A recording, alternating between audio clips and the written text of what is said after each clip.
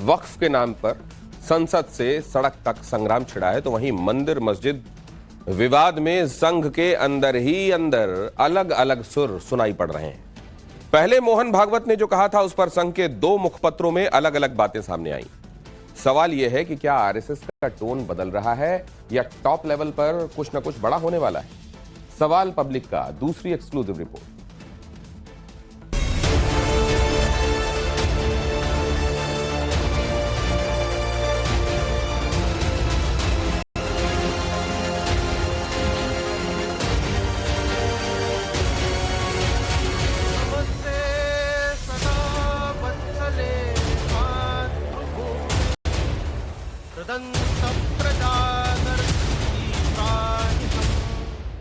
गीता में यह भी बताया है कि मनुष्यों के किस आचरण से विश्व की धारणा होती है और किस आचरण को करने से विश्व का नाश होता है।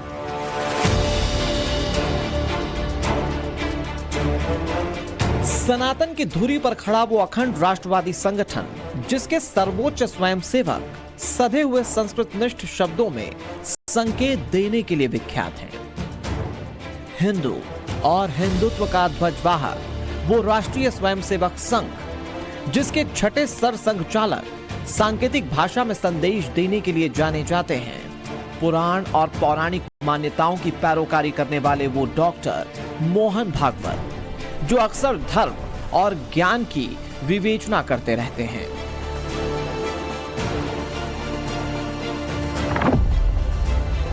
बेहद महीन बात करने वाले संघ प्रमुख ने भारत विश्व गुरु नाम के व्याख्यान के दौरान कुछ ऐसा कहा जिससे वैचारिक भूचाल खड़ा हो गया। राम मंदिर झालं पाहिजे, ते होत आहे। हिंदूंची श्रद्धास्थान हिंदूंना वाटतं, परंतु असं केलं म्हणजे हिंदूमध्ये नेता होता येतं म्हणून, किंवा अतिरेकी भूतकाळाच्या ओझ्याच्या परिणामामुळे अतिरेकी तिरस्कार, द्वेष, शत्रुता, संशय याच्या पोटी रोज एक नवीन प्रकरण काढणे, हे कसं चालेल? हे नाही चालणार।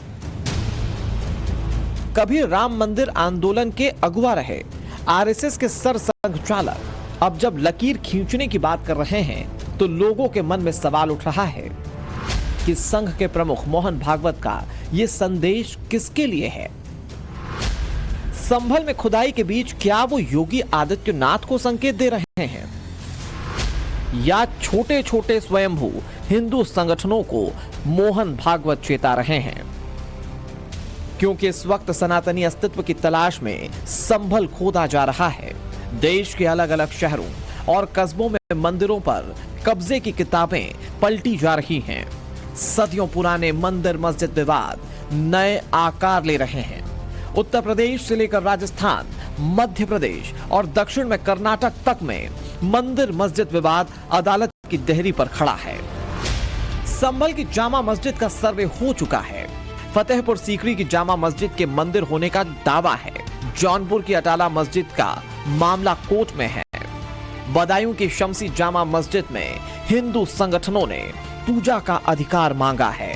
मध्य प्रदेश के धार में भोजशाला में मस्जिद बनवाने का विवाद सुप्रीम कोर्ट में है। मैंगलुरु की जुम्मा मस्जिद के नीचे मंदिर होने का दावा अदालत में है। मथुरा की शाही ईदगाह मस्जिद का विवाद सर्वोच्च अदालत में है। काशी की ज्ञानवापी मस्जिद का भी सर्वे हो चुका है और अजमेर शरीफ दरगाह में महादेव मंदिर होने के दावे पर 24 जनवरी को सुनवाई होनी है। इस सब के बीच संभल में जब 19 कूप और 68 तीर्थ की तलाश में जगह जगह खुदाई हो रही है, जब कब्जाए गए कुएं मिल रहे हैं, जब मंदिर दिख रहे हैं, 250 फीट गहरी रानी की बावड़ी मिल चुकी है, जब संभल का प्रशासन एक्शन मोड में है, भारतीय पुरातत्व सर्वेक्षण की टीम 5 तीर्थ और 19 कूपों का निरीक्षण कर चुकी है, जब संभल की धरती सनातनी सच्चाई उगल रही है, तब अचानक मोहन भागवत ने मंदिर मस्जिद विवाद के जरिए नेतागिरी वाली चेतावनी जारी की। तो अब वो साधु संत उनके सामने आकर खड़े हो गए हैं जो कभी उनके शब्दों को विस्तार दिया करते थे। उत्तराखंड ज्योतिर्मठ के शंकराचार्य स्वामी अविमुक्तेश्वर आनंद सरस्वती दूसरे सर्वोच्च नागरिक सम्मान पद्म विभूषण से सम्मानित जगत गुरु राम भद्राचार्य, योग गुरु स्वामी रामदेव, राम जन्मभूमि मंदिर के मुख्य पुजारी सतेंद्र दास और हनुमानगढ़ी के मुख्य महंत राजू दास सरीखे तमाम बड़े बड़े संत महंत हैं जो संघ के सर्वोच्च स्वयंसेवक के मंदिर मस्जिद वाले शब्दों से या तो सीधे इत्तेफाक नहीं रखते या खुल्लम खुल्ला विरोध कर रहे हैं। रामानंद संप्रदाय के जगत गुरु राम भद्राचार्य तो बेहद आक्रोशित दिखे। अनुत्तरदायी बयान है, गैर जिम्मेदाराना बयान है। ये हिंदुओं को अधिकार है, वो हमारे अनुशासक नहीं हो सकते और न हम उनके अनुशासन में रहेंगे, क्योंकि हम जगत गुरु हैं, धर्माचार्य हैं, हिंदू धर्म हमारा है। हिंदू धर्म भगवाधारी सधे हुए शब्दों में आकार दे रहे हैं। इतिहास के पन्नों को पलटकर उन्होंने संघ प्रमुख के सामने ही रख दिया। सच है कि आक्रांताओं ने आकर के हमारे मंदिर, हमारे धर्मस्थान, हमारे सनातन के गौरव चिन्हों को नष्ट भ्रष्ट किया और इस देश को बहुत क्षति पहुंचाई। सनातन के जितने भी हमारे तीर्थ थे, हमारे देवी देवताओं की प्रतिमाएं थी, उनको खंडित किया। अब उनको कितना दंडित करें कितना न करें ये तो काम न्यायपालिका का है, लेकिन इतनी बात जरूर है जो हमारे बड़े तीर्थ हैं, बड़े गौरव के स्थान हैं, उनके ऊपर तो कुछ निर्णय करना ही चाहिए। ये कोई एक दो नहीं है, बड़ी लंबी तादाद है संघ प्रमुख के अपनों की जो कभी उनके सम्मान में शब्दों की पिरामिड खड़ी किया करते थे, लेकिन उनके नए बयान के बाद नाराजगी अति पर है। को ऐसा लग रहा है कि उम्र ज्यादा होने के कारण सोचने समझने की क्षमता कम हो गई है मोहन भागवत जी की। वो अगर अपने आप को मान चुके हों कि मैं अकेला सभी हिंदुओं का नेता हूं तो ये गलत बात है।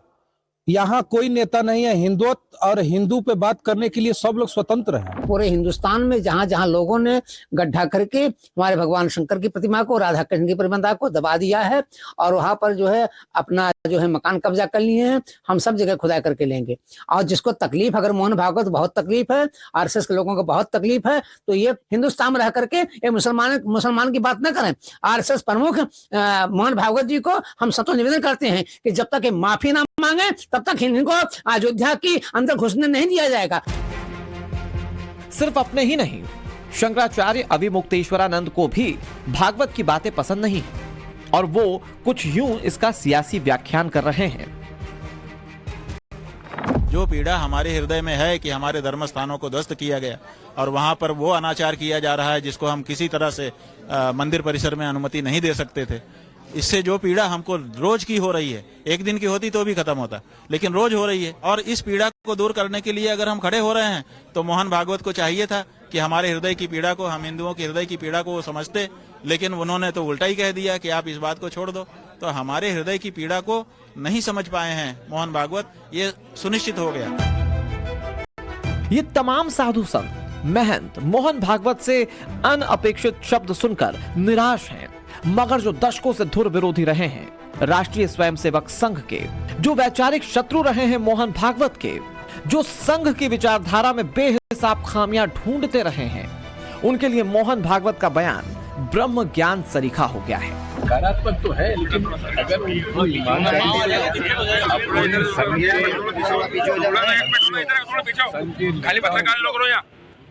ये सब करने से मना कर दे। विश्व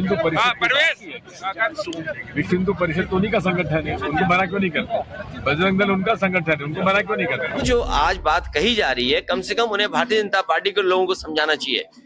अगर वो एक फोन भी कर दें मुख्यमंत्री जी को तो कोई भी सर्वे और कोई भी ऐसा विवाद नहीं होगा, लेकिन हर जगह राजनीतिक लाभ लेना चाहते हैं। ये तमाम स्टेटमेंट इसलिए आ रहे हैं कि वो राजनीतिक लाभ लेना चाहते हैं। मोहन भागवत सर संघ चालक हैं।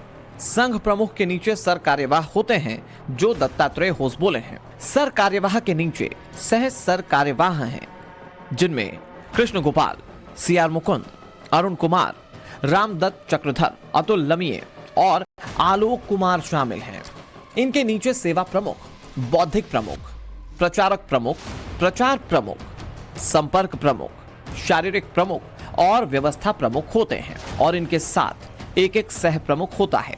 इनके अधीन क्षेत्र संचालक, प्रांत संचालक, जिला संचालक और शाखा संचालक होता है और इनके नीचे कार्यवाह होते हैं। यह कोई पहली बार नहीं है जब मोहन भागवत ने अखंडता का जिक्र कर हिंदू मुस्लिम एकता की पैरोकारी की हो। अक्टूबर 2019 में मोहन भागवत ने कहा था कि संघ हर धर्म के लोगों को संगठित करना चाहता है। सितंबर 2023 में उन्होंने कहा था कि संघ के लिए कोई पराया नहीं है। भारत जितना हिंदुओं का है उतना मुस्लिमों का भी। उसी साल अक्टूबर में संघ प्रमुख ने कहा था भारत 5000 वर्ष से एक धर्मनिरपेक्ष राष्ट्र है। जून 2024 में मोहन भागवत ने यह कहा था कि इस्लाम और ईसाई धर्म में बताई गई अच्छाइयों को भी खुले दिल से अपनाना चाहिए। लेकिन नेपथ्य में रहकर बीजेपी की सियासी दशा और दिशा तय करने वाले संघ के चीफ जब मोदी योगी राज में एक के बाद एक ऐसे बयान दे रहे हैं तो लोग ये भी जानना चाहते हैं कि क्या अपने 100वें साल में संघ का विचार बदल रहा है? क्या आरएसएस अब सॉफ्ट हिंदुत्व की ओर बढ़ रहा है? क्या उदारवादी रुख के पीछे कोई स्ट्रेटेजी है? क्योंकि संघ की पहचान में हिंदुत्व की आन बान शान और मान की सर्वोच्चता रही है।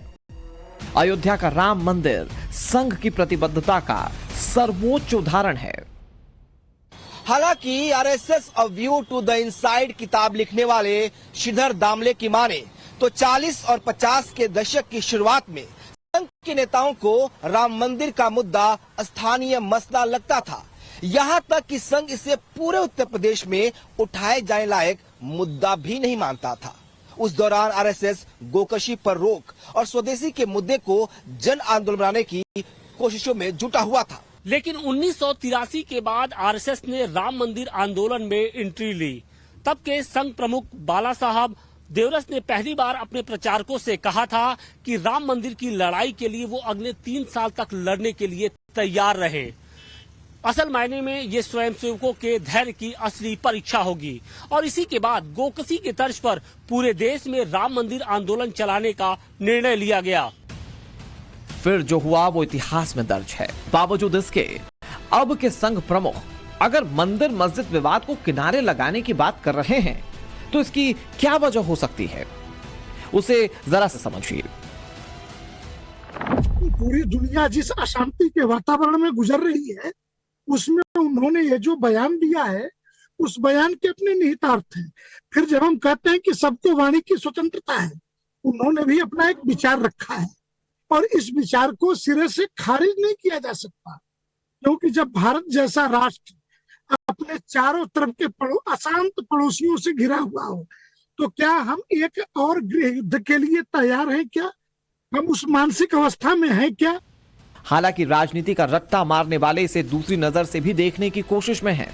उनका मानना है कि जिस तरह छोटे छोटे हिंदूवादी संगठन मंदिर मस्जिद का मुद्दा उठा रहे हैं उससे संघ प्रमुख को लगता है कि यह सनातन की व्यापक विचारधारा को क्षति पहुंचा सकता है। मसलन ऐसे में अगर हिंदुत्व के नाम पर छोटे छोटे संगठनों ने हिंसक आंदोलन शुरू किया तो संघ और बीजेपी सरकार की छवि खराब हो सकती है, क्योंकि दुनिया भर में हिंदुत्व को संघ के नाम से ही जाना जाता है। हालांकि कुछ लोग यहां तक मानते हैं कि सिर्फ हार्ड हिंदुत्व के वोटर्स के सहारे इस सियासत को आगे नहीं बढ़ाया जा सकता है, क्योंकि देश भर में सिर्फ 27% ही हार्ड हिंदुत्व के वोटर्स हैं और इन हार्ड हिंदुत्व के वोटर्स के दम पर बीजेपी कोई चुनाव नहीं जीत सकती है। जहां एक तरफ संघ का लक्ष्य हिंदू राष्ट्र बनाना है, लेकिन इसके लिए सबसे बड़ा संकट 14% देश की मुसलमान आबादी है। आरएसएस को पता है कि बिना इनको साधे उसका लक्ष्य पूरा नहीं होने वाला है। मगर जिस अंदाज में जिस वक्त में संघ प्रमुख ने चेतावनी दी है वो उनके अपनों को बेहिसाब अखर गया है। जिस मथुरा में शाही ईदगाह मस्जिद को लेकर विवाद है वहां धर्म रक्षा संघ की संगोष्ठी आयोजित की गई। वृंदावन के महंत दशरथ दास महाराज की अध्यक्षता में हुई संगोष्ठी में संत महंतों ने खुलकर मोहन वचन का विरोध किया है। अब तो उनको मथुरा में ध्यान देना चाहिए, लेकिन उन्होंने ये ना कहे कि जो बयान दिया है हम सब उससे असहमत हैं और इसकी निंदा करते हैं, वो अपने वक्तव्य को वापस लें, यही हम सबसे निवेदन करते हैं। उनके बयान से हमारा संत समाज बहुत उद्वेलित है और सभी संत समाज में उनके इस बयान से भारी नाराजगी है। एक बड़ी तादाद है साधु संत संगठनों की जो मोहन भागवत के बयान से इत्तेफाक नहीं रखते। मोदी योगी राज में सनातन विस्तार देने वाले बेहिसाब आहत हैं जो मथुरा, काशी, संभल, जौनपुर से लेकर बदायूं, मैंगलुरु और भोजशाला तक अपना खोया हुआ सम्मान वापस पाने वालों को भागवत का ये ज्ञान बर्दाश्त नहीं है और इसीलिए शाब्दिक धर्म युद्ध सा छिड़ा हुआ है। ब्यूरो रिपोर्ट, टाइम्स नाउ, नव भारत।